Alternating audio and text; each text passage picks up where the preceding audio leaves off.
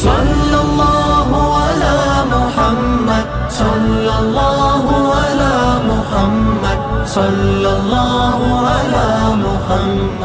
بسم اللہ الرحمن الرحیم، نحمدہ ونصلی علی رسولہ الکریم، اما بعد۔ سیرت النبی صلی اللہ علیہ وسلم کا یہ مبارک سلسلہ، یہ سیریز اللہ کے فضل و کرم سے جاری ہے۔ بیچ میں کچھ گیپ آ گیا تھا 2-3 مہینوں کا، اور اسباق آپ کے سامنے نہیں آ سکے، اور بہت سے لوگ یہ پوچھ رہے تھے کمنٹس میں بھی، پرسنلی بھی رابطہ کر کے، کہ ہمیں بڑی شدت سے انتظار ہے کہ کب دوبارہ یہ سلسلہ شروع ہوگا۔ کچھ ہم چیزوں کو ری ڈیزائن کر رہے تھے، بہت ساری چیزیں ایسی تھیں جو ہم بہتر کرنے کی کوشش کر رہے تھے کہ مزید جو ہمارے ایپیسوڈ سیرت کے آئیں تو اس کی کوالٹی، ویڈیو کی ڈیزائننگ کی، پھر آپ کے سامنے اس میں جو مختلف حوالہ جات، ریفرنسز آ رہے ہوتے ہیں کہ ہم اس کو کیسے زیادہ بہتر سے بہتر کر سکتے ہیں، تو اس میں ہمیں یہ وقت لگا۔ اور ظاہر ہے کہ ہمارا پورا ایک، آپ کہیں کہ ایک سیزن یا ایک چیپٹر پورا مکمل ہو گیا تھا۔ رسول اللہ صلی اللہ علیہ وسلم کی جو مکی زندگی ہے اس کو ہم نے بہت تفصیل سے پڑھا۔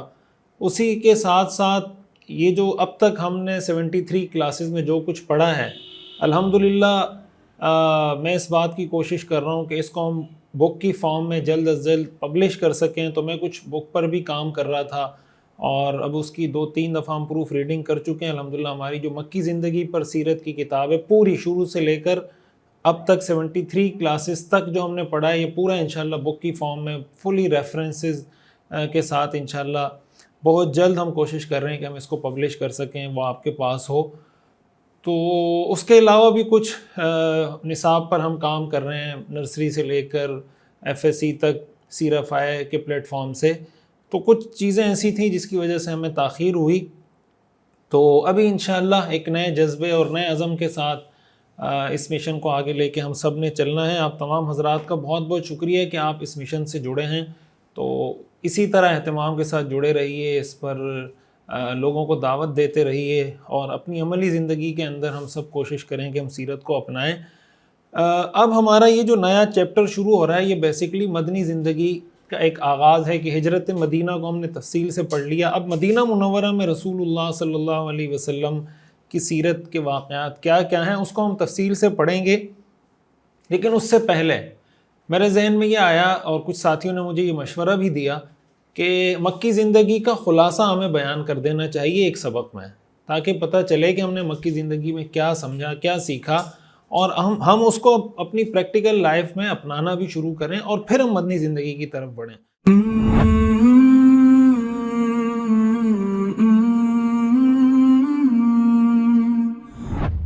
تو آج کا جو ہمارا سبق ہے اس کو آپ یہ کہہ سکتے ہیں کہ مکی زندگی کا ایک خلاصہ، اس کی ایک سمری، بہت ہی مختصر انداز میں کوشش کروں گا کہ ایک سبق میں اس کو کنکلوڈ کر دوں، تاکہ یہ خلاصہ ہمارے سامنے ہو اور ہم اس کو سامنے رکھ کر اپنے آگے کا لائحہ عمل ترتیب دے سکیں۔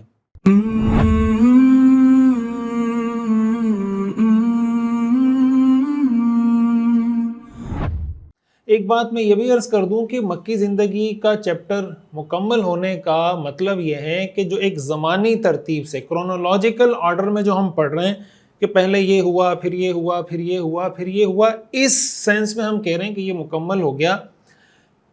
واقعاتی ترتیب آپ اس کو کہہ لیں، زمانی ترتیب کہہ لیں، لیکن اس کا یہ مطلب نہیں کہ مکی زندگی میں سیرت کے جتنے واقعات پیش آئے تھے، جو چیزیں تھیں، سب مکمل ہو گئیں۔ سیرت کا جو موضوع ہے یہ ایک سمندر ہے، اس کے اندر آپ جتنی گہرائی میں چلتے چلے جائیں گے اور ڈائیو کرتے چلے جائیں گے، تو اتنے ہی آپ کے ہاتھ میں ہیرے جواہرات آپ کو ملتے چلے جائیں گے۔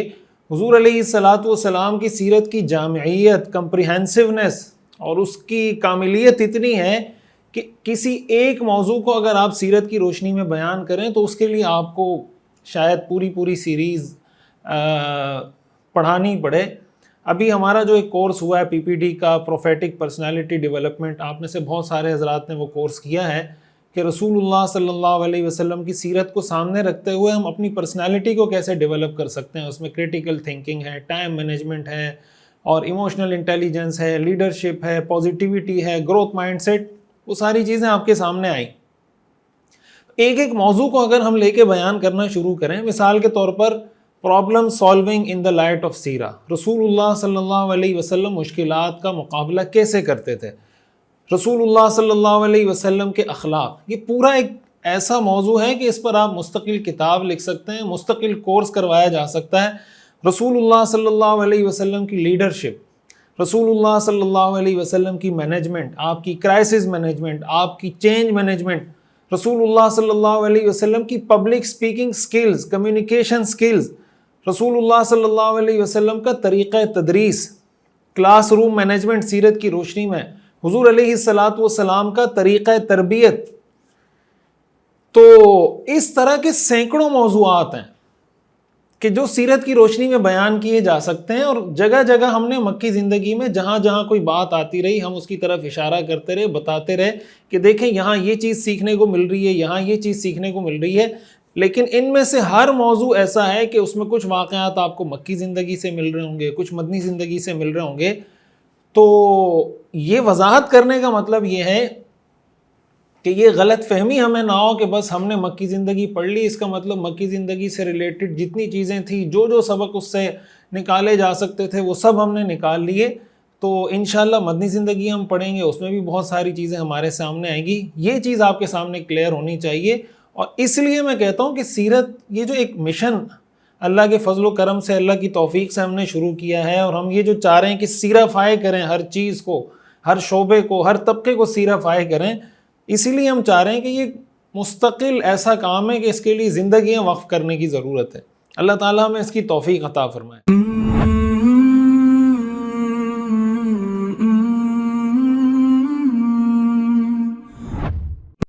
ایک اور بات میں یہ عرض کر دوں مکی زندگی کا چیپٹر مکمل ہونے پر, کہ ایک عزم ہم نے کرنا ہے, ایک نیت ہم نے کرنی ہے, ارادہ کرنا ہے, ایک پیکٹ کرنا ہے کہ ہم نے اب تک سیرت کی روشنی میں جو کچھ پڑھ لیا, اب ہم نے اس کو اپنی عملی زندگی میں, اپنی پریکٹیکل لائف میں اختیار کرنا ہے, اڈاپٹ کرنا ہے اور امپلیمنٹ کرنا ہے. بہت سی چیزیں ایسی ہوں گی جو ہمارے معاشرے میں نیک سمجھے جانے والے لوگوں کے نظریات سے ٹکرا رہی ہوں گی, کہ نیک لوگ تو آپ کو کہیں گے یہ آپ کیا کر رہے ہیں, لیکن آپ کو سیرت کی روشنی میں پتہ چل چکا ہے کہ یہ نیک آدمی جو بات کر رہا ہے یہ نیک ہوگا اپنی جگہ پر, لیکن یہ جو بات کر رہا ہے یہ سیرت سے ٹکرا رہی ہے. یا چاہے وہ معاشرے کے ان لوگوں کے نظریات اور خیالات سے ٹکرا رہی ہو جو معاشرے میں برے سمجھے جاتے ہیں. سیرت پڑھنے کے بعد ایک مسلمان میں اتنی جرت, ہمت, سلیقہ, حکمت عملی, وزڈم اس میں پیدا ہو جانا چاہیے کہ وہ یہ عزم کرے کہ بھائی اب میں نے یہ چیزیں پڑھ لی ہیں تو اب میری زندگی میں یہ چیزیں سیرت کے مطابق ہوں گی. اس کی آپ ایک چیک لسٹ بنا لیں, اس کو آپ ویکلی بیسس پر, منتھلی بیسس پر چیک کرتے رہیں, اپنے آپ کو جانچتے رہیں, اپنے گھر کے ماحول کو جانچتے رہیں, اپنے مزاج, اپنے رویے, اپنے اخلاق, اپنی صلاحیتوں کو, اپنی سکلز کو جانچتے رہیں کہ کیا میں سیرت کے مطابق چل رہا ہوں یا نہیں چل رہا. اگر ہم یہ کر لیتے ہیں اس کا مطلب یہ کہ سیرت پڑھنے پڑھانے کا جو ہمارا مقصد تھا الحمدللہ اللہ کے فضل سے وہ حاصل ہو رہا ہے. لیکن اگر اس میں ابھی بھی کوئی کمزوری ہے, کمی ہے, ہمت نہیں ہو رہی, تو میں آپ سے یہ گزارش کروں گا کہ یہ پھر دوبارہ سنیں, سہبارہ سنیں, پھر سنیں, بار بار سنیں. اللہ کے رسول صلی اللہ علیہ وسلم کی سیرت میں اللہ نے یہ طاقت رکھی ہے کہ وہ آپ کے اندر کو, آپ کے دل کو بدل سکتی ہے. اگر کہیں کمزوری ہے تو پریشان ہونے کی ضرورت نہیں, دوبارہ پڑھیں, انشاءاللہ اللہ تعالیٰ آپ کی مدد فرمائیں گے.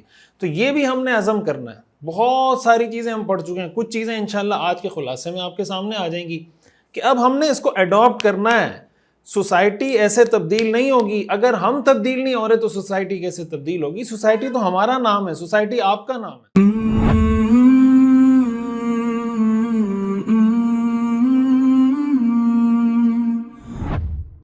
اب ہم آتے ہیں مکی زندگی کے خلاصے کی طرف. پہلی بات, اس کی جو نظریاتی بنیادیں ہیں, آپ یہ کہہ لیں جو آئیڈیولوجیکل بیسز ہیں, اس حوالے سے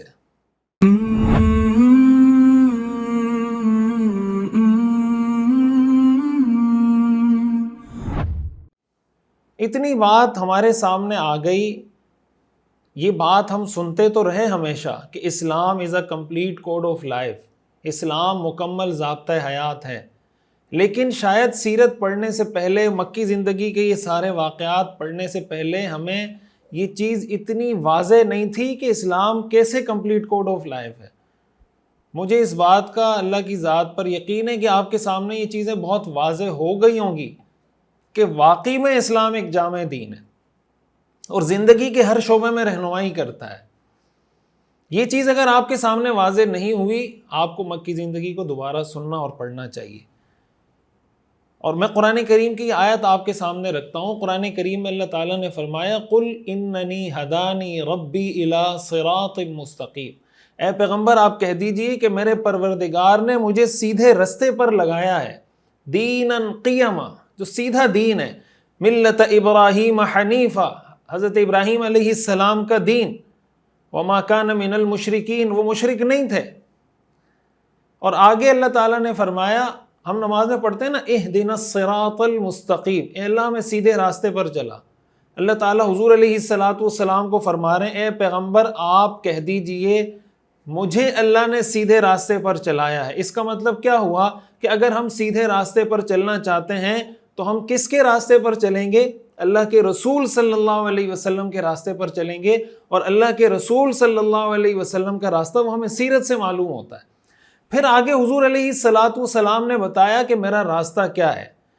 اللہ تعالیٰ نے حکم دیا قل، اے پیغمبر آپ کہہ دیجئے ان صلاتی و نسکی و محیایا و مماتی للہ رب العالمین، اے پیغمبر آپ کہہ دیجئے میری نماز، میری عبادت، میرا جینا، میرا مرنا، سب کچھ اللہ رب العالمین کے لیے۔ اس کا کیا مطلب ہوا کہ اسلام کمپلیٹ کوڈ آف لائف ہے۔ نماز عبادت کا تذکرہ ہوا، پھر محیایا و مماتی، میرا جینا میرا مرنا سب اللہ کے لیے۔ اس سے پتہ چلا کہ دین، نماز، روزے، حج، زکوٰۃ، قربانی، داڑھی، ٹوپی، پگڑی، ان 8 10 15 چیزوں میں منحصر نہیں ہے، بند نہیں ہے، بلکہ اسلام کا جو تصور ہے وہ بہت وسیع ہے۔ آپ نے سیرت کی روشنی میں پڑھا کمیونیکیشن سکلز کی کیا اہمیت ہے، آپ نے سیرت کی روشنی میں پڑھا کہ انسان اپنے آپ پر، اپنے پاؤں پر خود کھڑا ہونے کی کوشش کرے، اس کی اسلام کی نظر میں کیا اہمیت ہے۔ آپ نے سیرت کی روشنی میں پڑھا کہ بھائی کسی کام کو کرنا ہے تو اس کو بہتر طریقے سے مینیج کرنا، سیرت کی روشنی میں اس کی کیا اہمیت ہے۔ اگر کہیں پہ کوئی کنفلکٹ ہو جاتا ہے، بیت اللہ کی تعمیر میں اختلاف ہوا، رسول اللہ صلی اللہ علیہ وسلم نے اس کنفلکٹ کو حل کیا۔ ایک مسلمان کی پرابلم سالونگ سکل کتنی بہتر ہونی چاہیے اور وہ کس طرح اس میں سیرت کو فالو کر سکتا ہے۔ آپ نے سیرت کی روشنی میں پڑھا کہ میرٹ کی بنیاد پر فیصلہ کرنا، کسی کو کوئی بھی عہدہ آپ نے دینا ہے، اسائن کرنا ہے، تو میرٹ کا خیال رکھنا سیرت کی روشنی میں ہم نے سمجھا کہ یہ ساری چیزیں کتنی اہم ہیں۔ کس کے ساتھ آپ نے کون سی بات کرنی ہے، آپ نے اگر کسی کو دین کی دعوت بھی دینی ہے تو کس کے سامنے آپ نے کون سی آیت پڑھنی ہے۔ حضور علیہ السلام سب کے سامنے ایک ہی صورت، ایک ہی آیت نہیں پڑھتے تھے۔ کس موقع پر آپ نے کیا بات کرنی ہے، کیا نہیں کرنی، یہ ساری چیزیں ہم سیرت کی روشنی میں سمجھتے رہے نا۔ پازیٹیوٹی کیا ہوتی ہے، مثبت سوچ کیا ہوتی ہے، حضور علیہ السلام کس طرح نیگیٹو چیزوں سے بھی مثبت چیز نکال کر اس کا مثبت اور پازیٹیو ایسپیکٹ لے کر اپنے مشن کو آگے لے کے بڑھ جاتے تھے۔ یہ ساری چیزیں ہمیں معلوم ہوئی کہ سیرت ہے۔ تو سب سے پہلے ہمارا یہ نظریہ بہت مضبوط ہو جانا چاہیے، اور یہ مکی زندگی کا سمجھیں آپ ایک خلاصہ ہے کہ اسلام کمپلیٹ کوڈ آف لائف ہے۔ اب زندگی کے ہر شعبے میں ہم نے یہ کرنا ہے کہ بھائی میں یہ کام کرنے جا رہا ہوں، اگر یہ کام اللہ کے رسول صلی اللہ علیہ وسلم کو کرنا ہوتا تو آپ کیسے کرتے؟ اس دن مجھ سے زوم سیشن میں ہمارے دوست نے پوچھا نا کہ بھائی میں سول انجینئر ہوں، تو میں حضور علیہ السلام کی سیرت کو کیسے فالو کر سکتا ہوں؟ اس کے بہت سارے اسپیکٹ ہیں۔ مثال کے طور پر آپ کی نیت کیا ہے، آپ کس نیت سے سول انجینئرنگ کر رہے ہیں، پھر آپ اپنے کام کی کوالٹی کو آپ نے کتنا بہتر رکھا ہوا ہے، پھر آپ اس میں اگر یہ نیت کریں کہ بھائی میں یہ کسی کو نقشہ بنا کے دوں گا، اچھا نقشہ بنا کے دوں گا، اس پہ کوئی گھر بنے گا، اس میں رہنے والوں کو راحت ملے گی، اس کا دل خوش ہوگا، کسی مسلمان کو خوش کرنا، اس کی تکلیف کو دور کرنا، اس کے لیے آسانی پیدا کرنا، یہ انسان کے لیے قیامت کے دن آسانیاں پیدا کرنے کا ذریعہ بنے گا۔ یہ ساری چیزیں اگر آپ کے سامنے ہوں تو کوئی کرپشن نہیں کرے گا، کوئی مال میں 2 نمبری نہیں کرے گا، کوئی اپنا وقت جس کے وہ پیسے لے رہا ہے وقت ضائع نہیں کرے گا۔ نتیجہ یہ ہوگا کہ آپ کے کام کی کوالٹی بہتر ہوگی۔ جب آپ کے کام کی کوالٹی بہتر ہوگی تو آپ کی ریپوٹیشن بہتر ہوگی۔ جب آپ کی ریپوٹیشن بہتر ہوگی تو آپ کا بزنس گرو کرے گا۔ جب آپ کا بزنس گرو کرے گا آپ ایک مضبوط مستحکم مسلمان بنیں گے۔ یہ ویژن ہو ایک سول انجینئر کا کہ یار میں نے دنیا کا ٹاپ سول انجینئر بننا ہے، یہ رسول اللہ صلی اللہ علیہ وسلم کی سیرت۔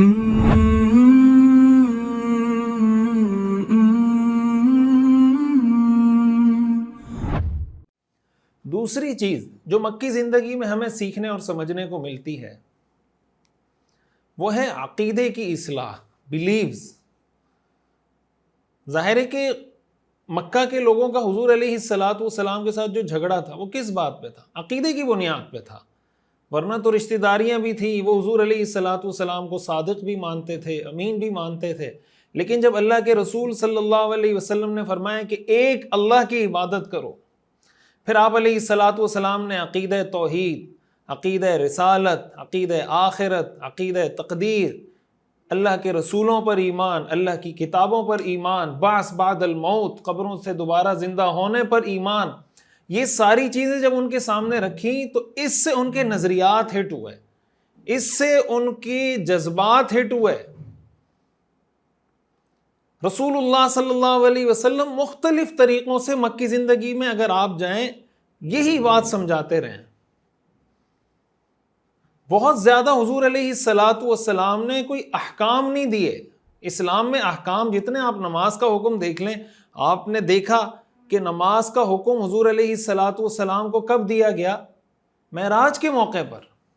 معراج کا واقعہ تو 10 نبوی یا اس کے بعد پیش آیا، آپ اس کی تفصیل پڑھ چکے ہیں۔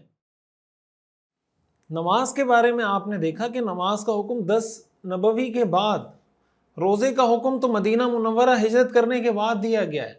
رسول اللہ صلی اللہ علیہ وسلم نے جو حج کیا وہ تو بالکل آخری، جو آپ علیہ السلام کی مبارک زندگی کے آخری سال تھے اس میں حضور علیہ السلام نے حج فرمایا۔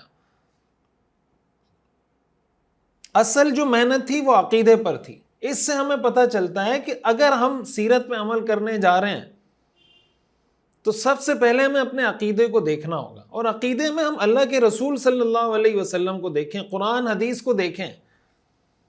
ہمارے ہاں بدقسمتی سے اتنے مسالک بن چکے، اتنے فرقے بن چکے، اتنے نظریات بن چکے کہ اب اگر قرآن حدیث کی روشنی میں کوئی بات عقیدے کی سمجھائی جائے تو اس کو بھی لوگ اپنے مسلک اور اپنے کسی پیر صاحب اور اپنے کسی مولانا صاحب کی اینک اور اس کے پیراڈائم سے تو دیکھتے ہیں، اللہ کے رسول کے پیراڈائم سے اس کو دیکھنے کے لیے تیار نہیں ہوتے۔ عقیدہ توحید ہے، عقیدہ توحید پر اسلام میں کوئی کمپرومائز نہیں ہے۔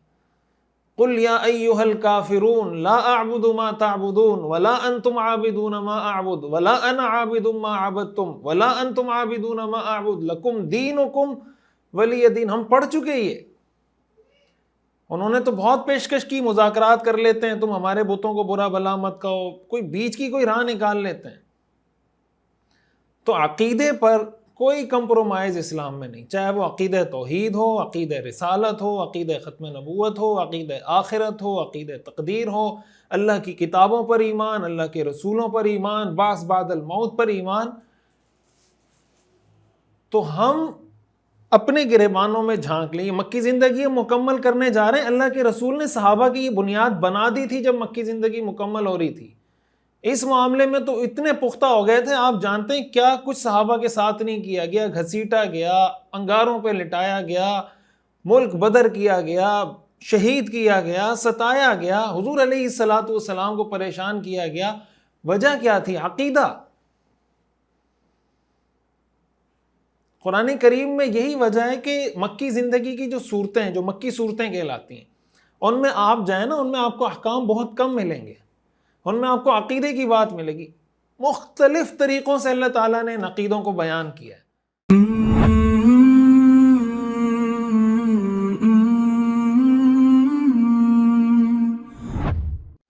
اسی سے جڑی ہوئی ایک بات کہ مکی زندگی کی ایک خصوصیت ہمیں یہ نظر آتی ہے سیرت کا اگر ہم مطالعہ کریں کہ حضور علیہ الصلاۃ والسلام نے مکی زندگی میں اپنی گفتگو کا محور وہ قرآن کو بنایا تھا.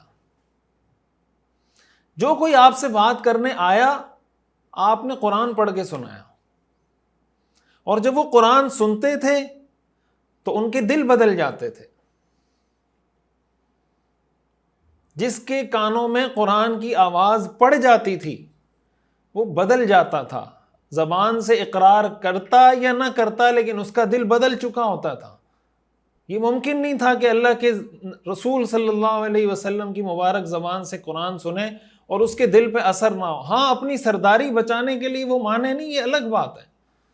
اپنے دنیاوی مفادات کے لیے, اپنے پرسنل انٹرسٹ کے لیے اسلام قبول نہ کریں, یہ الگ بات ہے. آپ جانتے ہیں جب حضور علیہ الصلاۃ والسلام کے پاس جب عتبہ بن ربیعہ مشرکین کا پیغام لے کر آیا آپ کے پاس کہ آپ یہ سب کچھ کر رہے ہیں, جو مختلف آفرز انہوں نے کی, حضور علیہ الصلاۃ والسلام نے سورہ حامیم سجدہ کی آیات تلاوت کی تو کیا حالت ہوئی اس کی. حضور علیہ الصلاۃ والسلام کے منہ پر ہاتھ رکھنے لگا کہ بس کر دیجیے, اور جا کے لوگوں کو کہا کہ بھائی یہ مجنون نہیں ہے جو تم کہہ رہے ہو, چھوڑ دیجیے ان کو ان کی حالت پر. حضرت عمر رضی اللہ تعالیٰ عنہ کیسے اسلام لائے تھے, آپ نے وہ واقعہ پڑھا, قرآن سنا تو قرآن نے ان کے دل پہ اثر کیا. نضر بن حارث جو وہاں سے روم اور فارس کی کہانیاں لے کر آیا تھا اور گانے والی باندی لے کر آیا تھا, وہ کیوں لایا تھا؟ وہ اس لیے لایا تھا کہ لوگوں کو قرآن سے دور کریں. تو مکی زندگی میں ہمیں یہ بات نظر آتی ہے کہ حضور علیہ الصلاۃ والسلام کے پاس جب لوگ آئے کوئی بات کرنے کے لیے, حضور علیہ الصلاۃ والسلام کا زیادہ تر جو جواب ہوتا تھا وہ قرآن کریم کی تلاوت ہوتی تھی. یہی وجہ ہے کہ انہوں نے یہ پابندی لگائی تھی. جو مشرکین کے حربے ہم نے پڑھے ان میں سے یہ حربہ پڑھا تھا کہ قرآن کی آواز کسی کے کان میں نہ پڑے. قرآن کریم نے اس کا تذکرہ کیا ہے, وقال الذین کفروا لا تسمعوا لهذا القرآن والغوا فیہ لعلکم تغلبون, کہ کافروں نے کہا کہ قرآن مت سنو اور جب قرآن پڑھا جائے شور شرابہ کیا کرو تاکہ ہو سکتا ہے تم غالب آ جاؤ. یہ جو ان کا نظریہ, یہ جو ان کی کوشش تھی, یہ کیوں تھی؟ یہ اسی لیے تھی کہ قرآن کی آواز اگر کسی کے کان میں پڑے گی تو اس کے دل پہ اس کا اثر ہوگا. اس سے ہمیں پتہ چلتا ہے کہ اگر ہم دلوں کو بدلنا چاہتے ہیں, اگر ہم لوگوں کے عقیدے کی, نظریات کی اصلاح چاہتے ہیں اور ایک اچھی مضبوط بنیاد اس امت کو فراہم کرنا چاہتے ہیں کہ آنے والی جو نسل ہے وہ مضبوط بنیادوں پہ اٹھے, اس کے لیے پہلا کام یہ ہے کہ ہم اس نسل کو قرآن سے جوڑ دیں. قرآن کریم کے جو حقوق ہیں, قرآن کریم پر ایمان لانا, قرآن کریم کی تلاوت کرنا, قرآن کریم کو سمجھنا, قرآن کریم میں تدبر کرنا, قرآن کریم پر عمل کرنا, قرآن کریم کے پیغام کو آگے پہنچانا, ہم یہ کوشش کریں کہ ہم خود, ہماری آنے والی نسلیں, ہمارے گھر یہ قرآن سے آباد ہوں. ہم قرآن کریم کو پڑھنا شروع کریں, سمجھنا شروع کریں, اس میں تدبر شروع کریں. قرآن کریم کو جو ہم نے طاقوں میں سجا کر رکھ دیا ہے اور تعویذ بنانے کے لیے رکھ دیا ہے اور مردے بخشوانے کے لیے رکھ دیا ہے اور قسم کھانے کے لیے رکھ دیا ہے اور دلہن کو رخصت کرنے کے لیے, اس کے سائے میں رخصت کرنے کے لیے رکھ دیا ہے, قرآن ان مقاصد کے لیے اللہ نے نازل نہیں کیا تھا. یہ کتاب ہدایت ہے, یہ رہنمائی کی کتاب ہے. یہ سیرت, مکی زندگی کی سیرت کا خلاصہ قرآن سے اپنے تعلق کو مضبوط کیجیے. قرآن کریم کا ترجمہ, اس کے مفاہیم, جو مستند لوگ ہیں, مستند لوگوں نے جو قرآن کریم کے ترجمے لکھے ہیں, میں آپ سے یہ گزارش کروں گا آپ اس ترجمے کا مطالعہ شروع کریں. اور کہیں پہ آپ کو کوئی مشکل پیش آ رہی ہے, آپ کے سامنے کوئی بھی مفتی صاحب, کوئی مستند عالم دین, ان کے پاس جا کر پوچھ لیں کہ یہ ترجمہ میں ویسے پڑھتا رہتا ہوں, یہاں مجھے یہ بات سمجھ میں نہیں آ رہی, یا میرے ذہن میں یہ تھا, مجھے تو یہ لکھا ہوا نظر آ رہا ہے, مجھے سمجھا دیں, ان سے سمجھ لیں. قرآن کریم کا ترجمہ, تفسیر, اس کے مختلف کورسز ہوتے رہتے ہیں, 1 سال کا کورس, 2 سال کے کورس, وہ وقتاً فوقتاً ہوتے رہتے ہیں. ہمارا بھی ارادہ ہے انشاءاللہ سیرفا انسٹیٹیوٹ کے پلیٹ فارم سے کہ ہم بہت جلد قرآن کریم کا پورا ترجمہ و تفسیر, اس کا باقاعدہ انشاءاللہ ہم کورس شروع کریں, مردوں کے لیے بھی خواتین کے لیے بھی, تاکہ کڑی سے کڑی ملے, جو ہم نے کہا نا کہ یار سیرت کو ہم نے ہر شعبے میں زندہ کرنا ہے، تو ہم نے اسی طریقے سے زندہ کرنا ہے جو طریقہ رسول اللہ صلی اللہ علیہ وسلم کا تھا، اور رسول اللہ صلی اللہ علیہ وسلم کا طریقہ ہمیں سیرت پڑھ کے سمجھ میں آیا کہ قرآن سے جڑنا ہے، تو اب ہم نے یہ کوشش کرنی ہے کہ ہم قرآن سے جڑیں۔ یہ بھی میں آپ سے گزارش کروں گا کہ قرآن کریم سے جڑنے کا عزم کر لیجئے، قرآن کریم کی تلاوت اپنے اوپر لازم کر لیجئے۔ کچھ نہیں کر سکتے، 5 منٹ تو قرآن کو دے دیجئے، 5 منٹ۔ اگر ہم پورے 24 گھنٹے میں 5 منٹ قرآن کو نہیں دے سکتے تو پھر ہم شکوے شکایت کرنے کا حق ہمیں کس نے دیا ہے؟ 5 منٹ تلاوت کر لیجئے، 5 منٹ ترجمہ پڑھ لیجئے، میں سمجھتا ہوں آپ کی زندگی میں انقلاب آنا شروع ہو جائے گا انشاءاللہ۔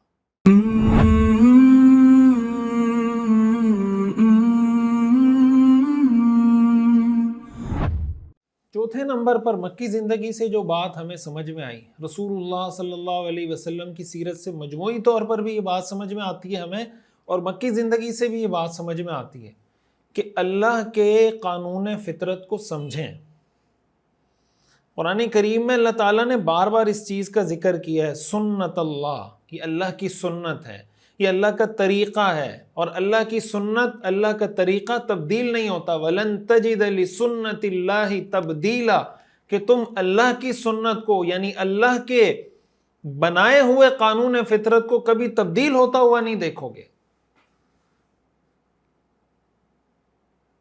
بھائی مثال کے طور پر اللہ کا قانون فطرت ہے کہ اگر کسی کو اولاد چاہیے تو وہ شادی کرے، شادی کرنے کے بعد اس کی رخصتی ہو جائے تو اللہ تعالیٰ اس کو اولاد عطا فرما دیں گے، یہ اللہ کا قانون فطرت ہے۔ لیکن اگر کوئی اللہ کے اس قانون فطرت پر نہیں آتا اور وہ یہ کرتا ہے کہ یار میں اللہ سے دعا کرتا ہوں، اللہ تعالیٰ مجھے ویسے ہی اولاد دے دے گا، تو وہ آپ مجھے بتائیں کتنے ختم کر لے، کتنی دعائیں کر لے، کیا کر لے گا کہ اس کو اولاد مل جائے گی بغیر شادی کے؟ نہیں مل سکتی نا۔ اللہ کی قدرت میں ہے لیکن یہ اللہ کا قانون نہیں ہے۔ اللہ تعالیٰ نے ہمیں جو دنیا میں مکلف بنایا ہے وہ اپنے قانون فطرت کا مکلف بنایا ہے۔ کسی آدمی کو پیاس لگی ہوئی ہے اور وہ پانی نہیں پی رہا، اللہ کا قانون فطرت یہ ہے کہ آپ کو پیاس لگی، آپ پانی کا گلاس اٹھائیں، پانی کی بوتل اٹھائیں، کچھ اٹھائیں، پانی پئیں، آپ کی پیاس اللہ تعالیٰ بجھا دیں گے، یہ اللہ کا قانون فطرت ہے۔ لیکن اگر ایک آدمی یہ کہتا ہے کہ یار میں تو اتنا نیک آدمی ہوں، میں تو تہجد بھی پڑھتا ہوں، میں تو سیرت بھی پڑھتا ہوں، سیرت سنتا بھی ہوں، سیرت پر عمل بھی کرتا ہوں، اور جناب اللہ کے راستے میں تبلیغ بھی کرتا ہوں، اس لیے بس میں اللہ سے دعا کروں گا اور اللہ میری پیاس بجھا دے گا، بجھ جائے گی اس کی پیاس؟ نہیں بجھے گی پیاس۔ آپ پانی کی تعریفیں کرتے رہیں کہ یہ پانی بہت شفاف ہے، بہت صاف ستھرا ہے، اور جناب پانی سے پیاس بجھتی ہے، اور پانی کے یہ فائدے ہیں اور یہ بینیفٹس ہیں، تعریف پہ تعریف کیے جائیں، کیا آپ کی پیاس بجھ جائے گی؟ نہیں بجھے گی۔ دوسرا آدمی ایک تعریف بھی نہیں کرتا لیکن پانی اٹھا کے پی لیتا ہے، اس کی پیاس بجھے گی یا نہیں بجھے گی؟ یہ اللہ کا قانون فطرت ہے۔ رسول اللہ صلی اللہ علیہ وسلم کی سیرت نے ہمیں یہ بات سمجھائی ہے کہ اگر آپ نیک ہیں، اس کا یہ مطلب نہیں کہ آپ کے لیے اللہ کا قانون فطرت تبدیل ہو جائے گا۔ آپ چونکہ ایک اچھے کام کی نیت کر کے کوئی کام کرنے جا رہے ہیں تو اب آپ کا کیا یہ خیال ہے کہ ساری دنیا میرے لیے مسخر ہو جائے گی، میں جہاں جاؤں گا لوگ پلکیں بچھائے کھڑے ہوں گے، لوگ کہیں گے جی ویلکم، جی آیا نو، مرحبا جناب، خوش آمدید، آپ تو اتنا اچھا کام کر رہے ہیں۔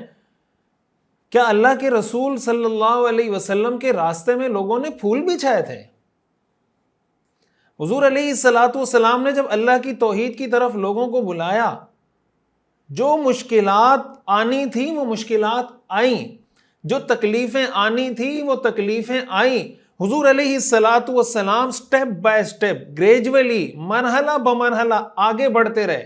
ایک سٹیپ لیا، پھر دوسرا سٹیپ لیا، پھر تیسرا سٹیپ لیا، پھر چوتھا سٹیپ لیا۔ ہمارے سامنے کن کن مراحل سے اللہ کے رسول صلی اللہ علیہ وسلم گزرے ہیں۔ یہ سیرت نے ہمیں سمجھایا کہ اللہ کا قانون فطرت وہ سب کے لیے ایک جیسا ہے. اللہ تعالیٰ جب کسی معجزے کا اظہار کرنا چاہے وہ اللہ تعالیٰ کر دیتے ہیں, لیکن وہ وقتی طور پہ کوئی معجزہ ہوتا ہے. دنیا کا نظام اللہ ان معجزات پہ نہیں چلاتا. یہ سیرت کا بہت اہم درس ہے. آپ حضور علیہ الصلاۃ والسلام, آپ نے دیکھا کہ حضور علیہ الصلاۃ والسلام جو بھی کام کرنے جاتے تھے کتنی پلاننگ, منصوبہ بندی, ڈیٹا کلیکشن کے ساتھ اچھی طرح سوچو بچار کر کے وہ سٹیپ آپ لیتے تھے. اور اگر آپ کو لگتا تھا کہ یار یہ سٹیپ میں نے لیا لیکن اس میں زیادہ اثر نہیں, آپ دوسری اسٹریٹجی بناتے تھے. پلان اے یہ ہوتا تھا, پلان بی یہ ہوتا تھا, پلان سی یہ ہوتا تھا, یہ چل گیا تو ٹھیک, نہیں تو اس پر آؤں گا, یہ نہیں چلا تو پھر اس میں آؤں گا. ہر طرح کے پلان آپ کے سامنے موجود ہوتے تھے.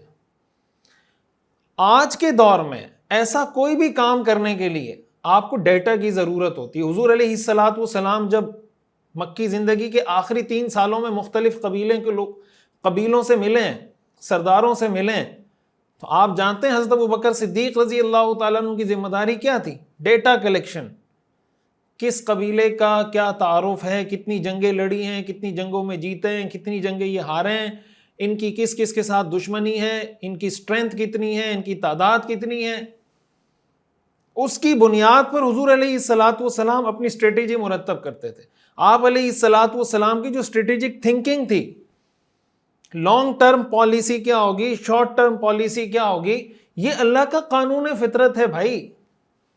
یہ جو ہمارے دماغوں میں یہ خیال آنا شروع ہو جاتا ہے نا کہ میں چونکہ اچھا کام کر رہا ہوں, میں تو سیرت پڑھا رہا ہوں, میں تو قرآن پڑھا رہا ہوں, میں تو ایک اچھا نعرہ لگا رہا ہوں, ایک اچھا نظریہ, اچھی تھیوری پیش کر رہا ہوں لوگوں کے سامنے, تو اب یہ دنیا ساری کی ساری میرے ساتھ آ کے مل جائے, اور یہ تو ہو نہیں سکتا کہ میں اچھا کام کروں لوگ میرے مخالف ہو جائیں.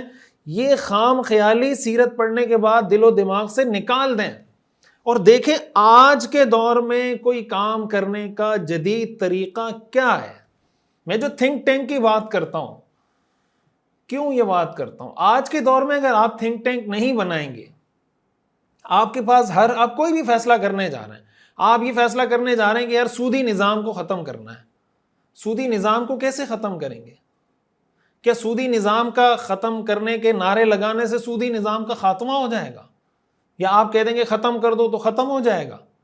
آپ کو ڈیٹا کلیکٹ کرنا پڑے گا. اس وقت پاکستان کے اندر کتنے سودی بینک ہیں, کس سودی بینک میں لوگوں کے کتنے ارب روپے پڑے ہوئے ہیں, اس پورے پھر ان کے کس بینک کے کتنے لوگوں کے ساتھ کیا کیا سودی ایگریمنٹ معاملات ہوئے ہیں, کتنے لوگ ہیں جو ان سودی معاملات کو ختم کرنے پہ راضی ہیں, کتنے لوگ ہیں جو اس پہ راضی نہیں ہیں. اگر جو لوگ سودی معاملات ختم کرنے پر راضی ہیں, جو اربوں کے کاروبار کر رہے ہیں, اس کو اگر ہم اسلامک بینکنگ میں یا کسی دوسرے سسٹم میں کنورٹ کریں گے تو اس کے لیے اسلامی بینکوں کا حجم, سائز کیا ہونا چاہیے, ان کی کیپیسٹی کتنی ہونی چاہیے, کیا اسلامک بینکنگ کے اندر اتنی کیپیسٹی ہے کہ اتنے اربوں روپے کا کاروبار ہم اٹھا کے اس کے اندر کنورٹ کر دیں. یہ پوری ورکنگ آپ کو کون کر کے دے گا؟ یہ کوئی مولوی صاحب تو نہیں کر سکتے. اس کے لیے آپ کو ماہرین چاہیے, معیشت کے ماہرین چاہیے, جس کا جو شعبہ ہے آپ اس ماہر کی خدمات لیں, پھر اس ماہر کی خدمات لیں, پھر اس ماہر کی خدمات لیں. کیا ہمارے معاشرے میں سب کو دین سمجھا جاتا ہے؟ سیرت پڑھنے کے بعد آپ کی کم از کم ذمہ داری ہے کہ آپ اس کو دین سمجھیں اور اللہ کے اس قانون فطرت کو سامنے رکھیں کہ ایسے چیزیں تبدیل نہیں ہو جایا کرتی. آپ مائنڈ سیٹ تبدیل کرنے جا رہے ہیں تو کیا آپ کے پاس ایسا کوئی سلیبس ہے کہ نرسری سے لے کر ایف ایس سی تک کے بچوں کو پھر یونیورسٹی لیول پہ جا کے آپ کوئی ایسا نظام تعلیم آپ کے پاس ہے کہ یہ ساری جدید سکلز بھی وہ سیکھیں, جدید ڈگریز, پروفیشنل ڈگریز بھی ان کے پاس ہوں, لیکن ساتھ ساتھ وہ نظریاتی طور پر ایمان کے لحاظ سے بھی مضبوط سے مضبوط تر ہوتے چلے جائیں؟ اگر یہ سب کچھ نہیں ہے, سیکولر نظام تعلیم سے پڑھ کے جو بچہ نکلے گا اس سے ہم وہ ایکسپیکٹیشن اگر رکھتے ہیں اور نظام کو ٹھیک کرنے کی کوشش نعروں سے کرتے ہیں, یہ اللہ کے قانون فطرت کو نہ سمجھنے کی علامت ہے. اور سیرت ہمیں یہ سمجھاتی ہے کہ اللہ کے قانون فطرت کو سمجھیں. قرآن کریم میں اللہ تعالیٰ نے فرمایا ان اللہ لا یغیر ما بقوم حتی یغیروا ما بانفسہم. اللہ کسی قوم کی حالت اس وقت تک تبدیل نہیں کرتا جس وقت تک وہ قوم اپنی حالت خود تبدیل نہ کر دے. اس آیت میں اللہ نے اپنے اس قانون فطرت کو بیان کیا ہے۔ رسول اللہ صلی اللہ علیہ وسلم نے اسی قانون فطرت کو سامنے رکھتے ہوئے یہ ساری مکی زندگی گزاری ہے۔ آپ مجھے بتائیں رسول اللہ صلی اللہ علیہ وسلم نے لوگوں کے عقیدے تبدیل کیے یا نہیں کیے؟ لوگوں کے اخلاق تبدیل کیے یا نہیں کیے؟ لوگوں کا معاشی نظام تبدیل کیا یا نہیں کیا؟ معاشرتی فیملی سسٹم رسول اللہ صلی اللہ علیہ وسلم نے بہتر کیا یا نہیں کیا؟ سیاسی نظام حضور علیہ السلام نے بہتر کیا یا نہیں کیا؟ یہ سب کچھ حضور علیہ السلام نے محنت کی، آپ صحابہ کی جماعت تیار کی، ٹیم تیار کی، پھر لوگوں کو ان کے کام، ان کی ڈیوٹیز اسائن کی، مختلف لوگوں کو مختلف پروجیکٹ دیے۔ اگر کوئی بڑا پروجیکٹ تھا اس کو چھوٹے چھوٹے پروجیکٹس میں تقسیم کر کے، جو MBA میں آپ کو پڑھایا جا رہا ہوتا ہے، چھوٹے چھوٹے پروجیکٹس میں تقسیم کر کے الگ الگ لوگوں کو ذمہ داری دی۔ یہ تبدیلی جب اللہ کے رسول صلی اللہ علیہ وسلم، آپ کے صحابہ اپنے اندر لے کر آئے تو اللہ نے ان کی حالت تبدیل کی۔ ان اللہ لا یغیر ما بقوم حتی یغیروا ما بانفسہم، یہ اللہ کا قانون فطرت ہے۔ رسول اللہ صلی اللہ علیہ وسلم کی سیرت پڑھتے ہوئے، سیرت پڑھنے والا ایک طالب علم وہ ایسا نہیں ہو سکتا کہ وہ خام خیالی میں زندگی گزار رہا ہو، وہ ہوا میں خلا میں زندگی گزار رہا ہو کہ بس ایسے کوئی شف کروں گا، ایسی کوئی دعا کروں گا، ایسا کوئی دم پڑھوں گا کہ دنیا کے حالات تبدیل ہو جائیں گے۔ بھائی اللہ کے رسول صلی اللہ علیہ وسلم سے زیادہ نیک، متقی، پرہیزگار، اللہ کا مقرب کوئی نہیں ہو سکتا۔ وہ حبیب اللہ ہیں، اللہ کے محبوب ہیں۔ تاریخ اپنے آپ کو دہراتی ہے، یہ کوئی ایک قوم کا مسئلہ نہیں ہے۔ آپ جب سے حضرت آدم علیہ السلام دنیا میں تشریف لائیں اس وقت سے لے کر آج تک آپ قوموں کی تاریخ اٹھا کر پڑھیں تو آپ کو یہی ملے گا کہ اللہ کا قانون فطرت سب کے لیے سیم ہے۔ ہم اپنے رویے تبدیل کرنے پر راضی نہیں، اپنے معاملات ٹھیک کرنے پر راضی نہیں۔ اسلام اور اس سسٹم کو اسلامائز کرنے کے لیے، سیرافائی کرنے کے لیے وہ سٹیپ جو آج کے دور میں اٹھائے جانے چاہیے، جس طرح کے ادارے ہونے چاہیے، جس طرح کے اسکول، کالجز، یونیورسٹیز، مدارس، نصاب تعلیم، سلیبس، تربیت کا نظام، اور پھر ہر ایک کے لیے ظاہر ہے کئی ادارے بن رہے ہوتے ہیں جو ایک دوسرے کو سپورٹ کر رہے ہوتے ہیں، کولیبریشن کر رہے ہوتے ہیں، یہ سب قانون فطرت کے اندر آتے ہیں۔ تو مکی زندگی کا یہ خلاصہ ہم سب کے سامنے ہونا چاہیے کہ جس طریقے سے، جس صبر و تحمل کے ساتھ، بردباری کے ساتھ، پلاننگ کے ساتھ، گریجولی تدریج کے ساتھ، لانگ ٹرم شارٹ ٹرم منصوبہ بندی کے ساتھ حضور علیہ السلام نے کام کیا، ہمیں بھی اس طریقے سے آہستہ آہستہ حکمت کے ساتھ سیرت کی روشنی میں کام کرنا ہوگا۔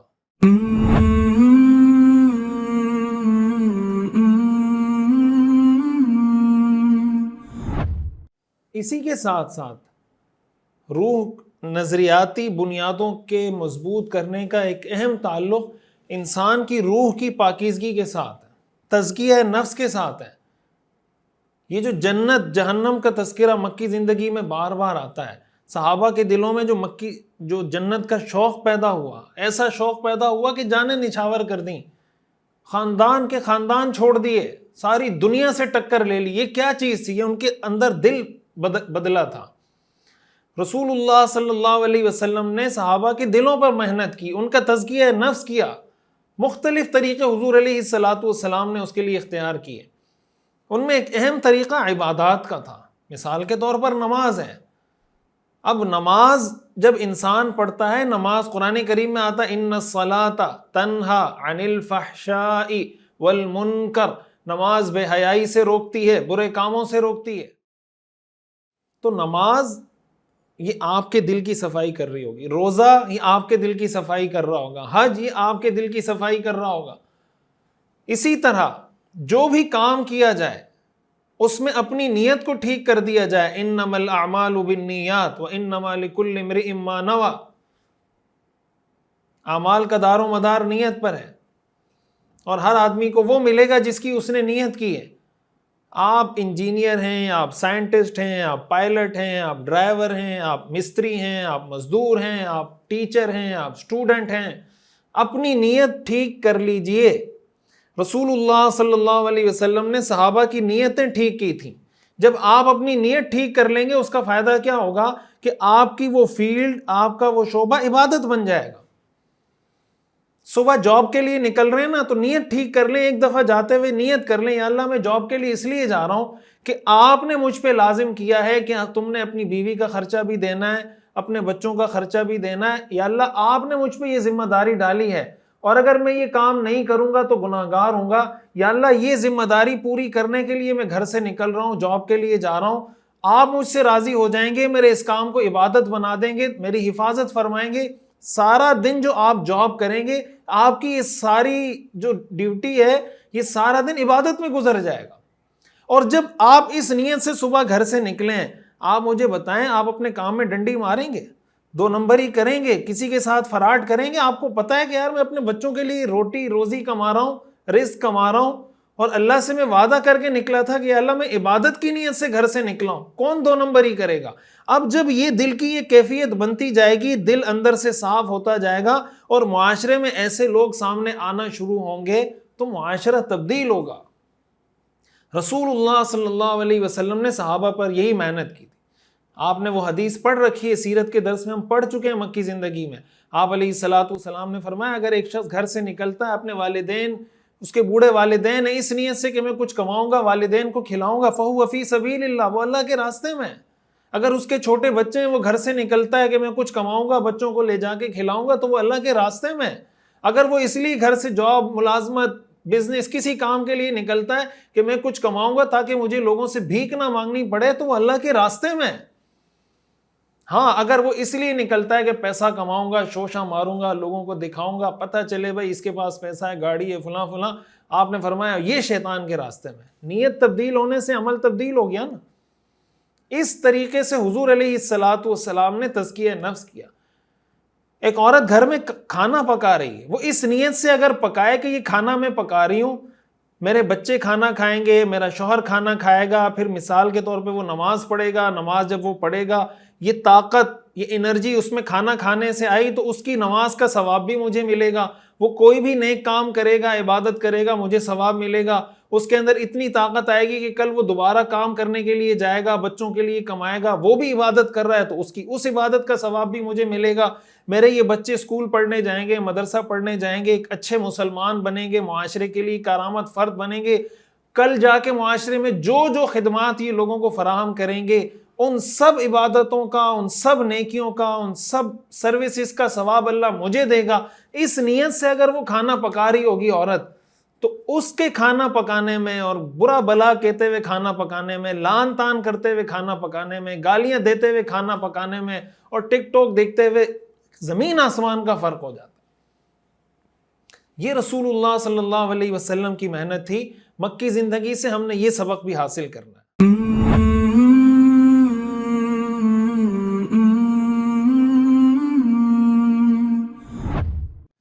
یہ تو حضور علیہ السلام کی مکی زندگی کا وہ حصہ تھا جو میں نے آپ کو بتایا کہ آئیڈیالوجیکل بیسز حضور علیہ السلام نے کیسے بلڈ کی۔ اب ہم آتے ہیں حضور علیہ السلام کی، آپ یہ کہہ لیں کہ پروفیشنل اسٹریٹجی کیا تھی، آپ کی حکمت عملی سماجی طور پر، سوشلی آپ کی اسٹریٹجی کیا تھی۔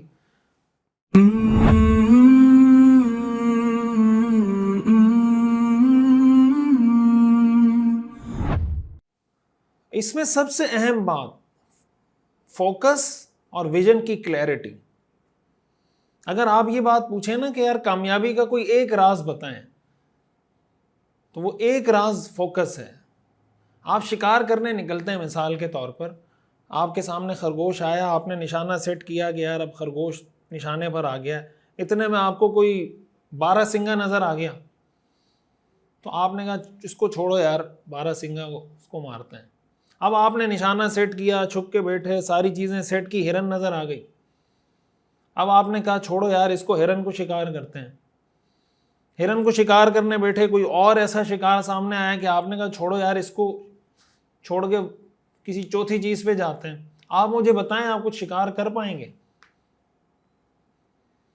جب فوکس نہیں ہوتا، نمبر 2 ویژن کی کلیئرٹی نہیں ہوتی، آپ کی منزل کیا ہے، ڈیسٹینیشن کیا ہے، کہاں پہنچنا ہے. حضور علیہ الصلوۃ والسلام کو بہت کلیئر تھا کہ میں نے کہاں پہنچنا ہے. صراط مستقیم کا تو یہی مطلب ہے، سیدھا راستہ. یہ سیدھا راستہ کہاں لے کے جائے گا؟ جنت لے کے جائے گا. ربنا آتنا فی الدنیا حسنہ وفی الآخرۃ حسنہ وقنا عذاب النار. یہ ویژن ہے ایک مسلمان کا. دنیا بھی اچھی ہو جائے، آخرت بھی ہو جائے، جہنم کے عذاب سے بچ جائے. من زحزح عن النار وادخل الجنہ فقد فاز. جو جہنم سے بچا لیا گیا، جنت میں داخل کر دیا گیا، وہ کامیاب ہے. جہاں دین اور دنیا کا ٹکراؤ آ جائے، کہ دنیا اور آخرت کا ٹکراؤ آ جائے، اور اس ایک مسلمان کے سامنے یہ ویژن کلیئر ہو کہ میرے لیے اصل آخرت کی زندگی ہے، جہاں تک ٹکراؤ نہیں آئے گا دونوں کو ساتھ لے کے چلوں گا. جہاں ٹکراؤ آئے گا دنیا کی چیز کو چھوڑ دوں گا، آخرت کی چیز کو اڈاپٹ کروں گا. اس کا مطلب اس کا ویژن بڑا کلیئر ہے. کوئی چیز اس کو ڈائیورٹ نہیں کر سکتی، گمراہ نہیں کر سکتی. لیکن اگر وہ اس طریقے سے چل رہا ہے کہ دین دنیا ساتھ چل رہا ہے، دنیا آخرت ساتھ چل رہی ہے، تب تک تو ٹھیک ہے. لیکن جب کوئی کنفلکٹ آیا دنیا اور آخرت کی کسی بات کا، دین اور آخرت دنیا کی کسی بات کا، ایک طرف کاروبار ہے، ایک طرف سود ہے، ایک طرف حرام پیسہ ہے، ایک طرف حلال پیسہ ہے، حلال کچھ کم ہے، حرام زیادہ ہے، اب ٹکراؤ آ رہا ہے، تو پتہ چلے گا کہ اس کے سامنے اس کا ویژن بلر ہے یا اس کا ویژن کلیئر ہے. اگر اس کا ویژن کلیئر ہوگا، یہ حلال والے راستے کو اختیار کرے گا، حرام کو چھوڑ دے گا. آپ مجھے بتائیں جس آدمی کا ویژن کلیئر نہ ہو، وہ اتنی قربانیاں دے سکتا ہے جتنی قربانیاں اللہ کے رسول صلی اللہ علیہ وسلم اور آپ کے صحابہ نے دی؟ سوال ہی نہیں پیدا ہوتا. اتنی قربانیاں کیسے دی جا سکتی ہیں اگر کسی کے سامنے ویژن کلیئر نہ ہو؟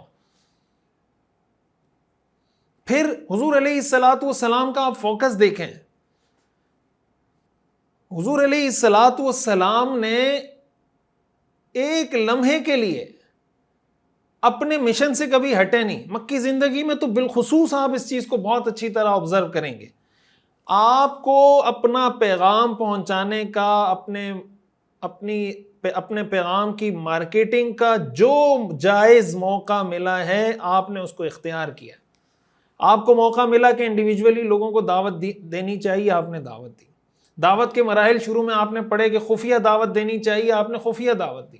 خاندان والوں کو دعوت دینی چاہیے، الگ سے آپ نے خاندان والوں کو الگ سے دعوت دی. سب کو علل اعلان دعوت دینی چاہیے، آپ صفا پہاڑی پہ چڑھے، صفا پہاڑی پہ چڑھ کے سب کو علل اعلان دعوت دی. قبائل کے سرداروں سے ملنا چاہیے، تو مکی زندگی کے آخری 3 سال حضور علیہ الصلوۃ والسلام قبائل کے سرداروں کے پاس جا کر ان کے قبیلوں میں جا کر ان سے ملتے رہے، ان کو دعوت دی. آپ کو لگا کہ مکہ کے لوگ بات نہیں مان رہے ہیں، آپ طائف تشریف لے گئے. طائف تشریف لے کر گئے، سرداروں کو دعوت دی، وہ اسلام نہیں لائے، تو عداس کو دعوت دی جو غلام تھے، وہ مسلمان ہو گئے. اس حال میں کہ حضور علیہ الصلوۃ والسلام کا پورا جسم لہو لہان ہے، خون بہہ رہا ہے، انہوں نے بے حال کر دیا حضور کو. لیکن آپ کو لگا کہ یار موقع ہے، دعوت دو، بات ہو سکتی ہے، کر دیا آپ نے بات، وہ مسلمان ہو گیا. ہجرت کا سفر کتنا مشکل سفر تھا. آپ پڑھ چکے ہیں کہ ہجرت کے سفر میں 70 لوگ حضور علیہ الصلوۃ والسلام کے ہاتھ پر مسلمان ہوئے ہیں، اس لیے کہ آپ کو لگا کہ یار یہ موقع ہے دعوت دینے کا، دین کی دعوت دے دو. حضور علیہ الصلوۃ والسلام کا طریقہ یہ نہیں تھا کہ جہاں جب موقع ملے بس ایک ہی بات کریں. یہ حضور علیہ الصلوۃ والسلام کی سیرت اور سنت نہیں ہے. ہاں یہ حضور کی سیرت اور سنت ہے کہ اگر آپ کو لگا کہ یار یہ موقع ہے بات کرنے کا، تو پھر آپ نے اس موقع کو کبھی مس نہیں کیا. میں آپ سے یہ نہیں کہہ رہا کہ آپ ہر جگہ جا کے دین کی بات کریں، آپ ہر جگہ جا کے سیرت کی بات کریں. میں آپ سے یہ کہتا ہوں کہ اگر آپ کو لگتا ہے کہ یار یہ موقع ہے، اگر میں بات کروں گا، قرآن کریم میں آتا ہے نا فذکر ان نفعت الذکریٰ، کہ اگر نصیحت فائدہ دے تو نصیحت کرو. اگر آپ کو لگتا ہے کہ یار یہ موقع ہے بات کرنے کا اور کر دینی چاہیے، ہو سکتا ہے یہ آدمی بات مان جائے گا، تو اس وقت کر دے. بات یہ فوکس ہے. آپ کوئی بھی کام کرنے جا رہے ہیں تو آپ کے ذہن میں ہو کہ یار میں نے اپنے کام کو سیرافائی کرنا ہے، سیرت کی روشنی میں اس کو کرنا ہے، سیرت کے مطابق اس کو کرنا ہے. میں نے آپ کو مثال دی، آپ جاب کر رہے ہیں، آپ بزنس کر رہے ہیں، آپ انجینئر ہیں، آپ سائنٹسٹ ہیں، آپ پائلٹ ہیں، آپ ٹیچر ہیں، آپ اسٹوڈنٹ ہیں. فوکس آپ کا سیٹ ہونا چاہیے، ویژن کلیئر ہونا چاہیے. آج کے دور کا بہت بڑا مسئلہ اٹینشن سپین کا ہے، فوکس کا ہے، ویژن کی کلیئرٹی کا ہے.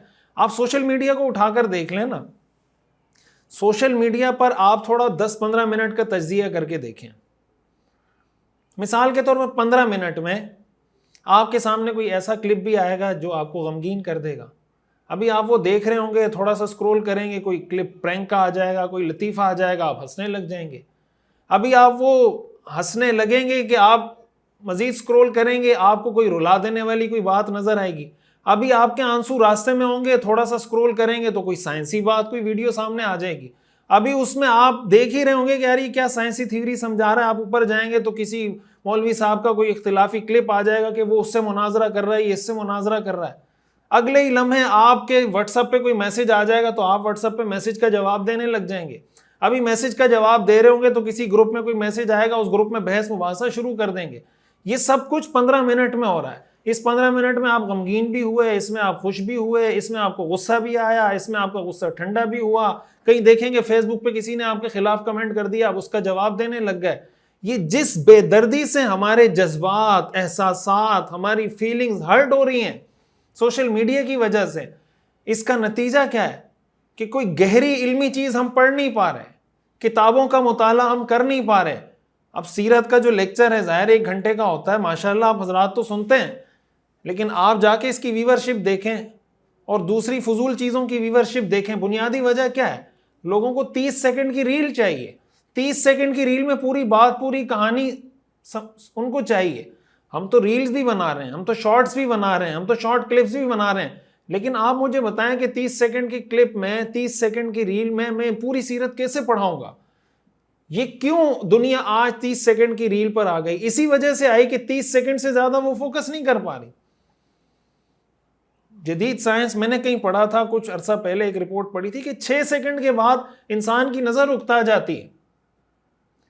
تو ایسا آدمی کتاب کیا پڑھے گا؟ گہری علمی چیزیں فوکس کے ساتھ کیسے پڑھے گا؟ اپنی توجہ کیسے مرکوز رکھے گا؟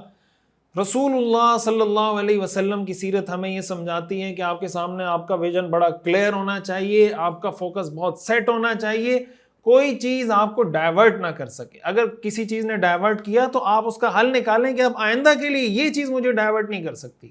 میں اکثر یہ جملہ کہا کرتا ہوں, آپ سوشل میڈیا کو استعمال کریں, سوشل میڈیا آپ کو استعمال نہ کریں.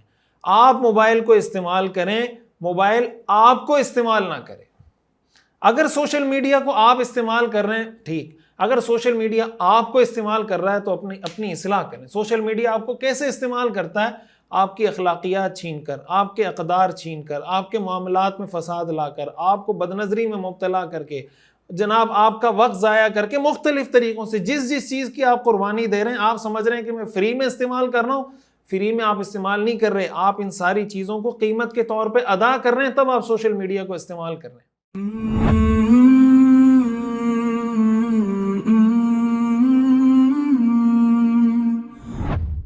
ایک اور بات جو ہمیں مکی زندگی میں سیکھنے کو ملتی ہے, حضور علیہ الصلوۃ والسلام کی آپٹیمزم, پر امید رہنا, پازیٹیو رہنا اور مایوسی کا شکار نہ ہونا.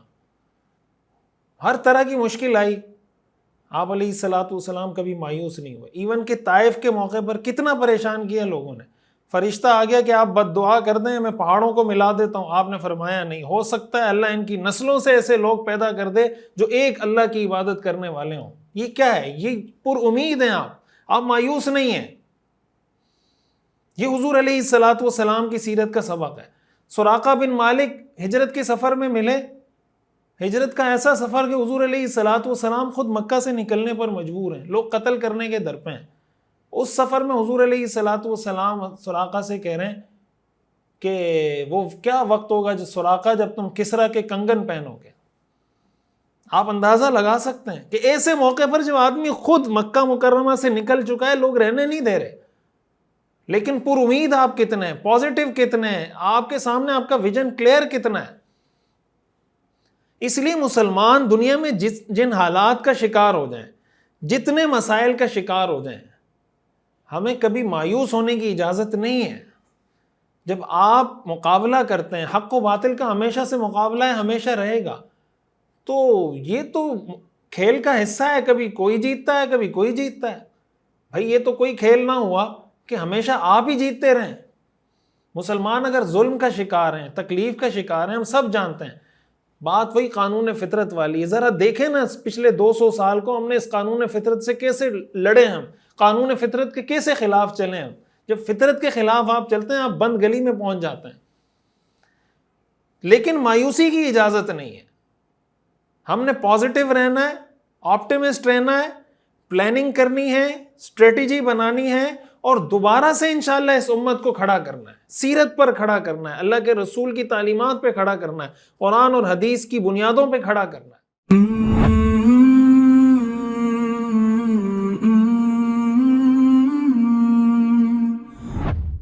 اسی کے ساتھ ساتھ حضور علیہ الصلاۃ والسلام کی سیرت کا, مکی زندگی کا اگر آپ مطالعہ کریں, حضور علیہ الصلاۃ والسلام کے کردار کی پاکیزگی, سچائی اور امانت ہمیں واضح نظر آتی ہے. آپ کی پہچان دشمنوں کی نظر میں کیا تھی؟ صادق اور امین, سچا اور امانت دار. وہ اسلام قبول نہیں کرتے تھے لیکن حضور کو سچا اور امانت دار مانتے تھے. آپ پڑھ چکے ہیں کہ ہجرت کے موقع پر جب وہ باہر قتل کرنے کے لیے جمع ہوئے ہیں, اس وقت بھی ان کی امانتیں حضور علیہ الصلاۃ والسلام کے پاس رکھی ہوئی تھیں. امانت دار حضور اتنے تھے. عربی کا ایک مقولہ ہے, الفضل ما شہدت بہ الاعداء, کمال وہ ہوتا ہے جو دشمن کی زبان بولے کہ یار واقعی میں یہ کمال ہے اس بندے میں. ہم اگر چاہتے ہیں کہ سیرت کی بنیاد پر اپنے معاشرے کی بنیاد رکھیں, ہمیں انڈیویجولی بھی, ایز اے نیشن بھی اور ایز این امہ بھی اپنی پہچان صادق اور امین کی بنانی ہوگی. جس دن ہماری پہچان انڈیویجولی, ایز اے نیشن اور ایز این امہ یہ بن گئی کہ یار مسلمان ہیں تو صادق اور امین ہوگا, بس اس میں کوئی ڈاؤٹ ہی نہیں ہے, اس دن دنیا کی کوئی طاقت ہمیں ترقی سے نہیں روک سکتی. کوئی پروڈکٹ اگر کسی مسلمان ملک کی بنی ہوئی ہے تو دنیا آنکھیں بند کر کے وہ خریدے کہ یار مسلمان نے بنائی ہے پروڈکٹ, جو ویٹ لکھا ہوا ہے, جو انگریڈینٹس لکھے ہوئے ہیں, جو اس کی کوالٹیز لکھی ہوئی ہیں, جو کچھ لکھا ہے مسلمان نے لکھا ہے تو بس سچ لکھا ہے. آج آپ اٹھا کر دیکھ لیں انڈیکس دنیا میں ایمانداری میں کون سے ملک پہلے نمبر پر ہیں. یہ کردار کی پاکیزگی جو ہم سے رخصت ہو گئی ہے, تو پھر ہم رونا کس چیز کا رو رہے ہیں؟ ہم اس بات کا رونا کیوں رو رہے ہیں کہ ہماری معیشت ترقی نہیں کر رہی؟ معیشت ترقی کرے گی سچائی اور امانت داری کی بنیاد پر. یہ امانت داری اور سچائی جب جس کمپنی میں, جس فیکٹری میں, جس سوسائٹی میں آ جائے گی, وہ اس کی معیشت, اس کی اکانومی خود گرو کرے گی. یہ مکی زندگی کا سبق ہے. ہم سب یہ کوشش کریں, یہ خلاصہ میں اس لیے بتا رہا ہوں کہ اب یہ ہماری زندگی کا حصہ بن جانا چاہیے. ہمارا کردار اتنا صاف ستھرا ہونا چاہیے کہ اگر ہمارا نام کہیں پر آیا تو وہ کہے کہ یار اگر یہ بندہ کہہ رہا ہے نا تو بس ٹھیک ہے, سچ ہی کہہ رہا ہوگا, بات ختم. یہ پہچان ہم نے اپنی بنانی ہے.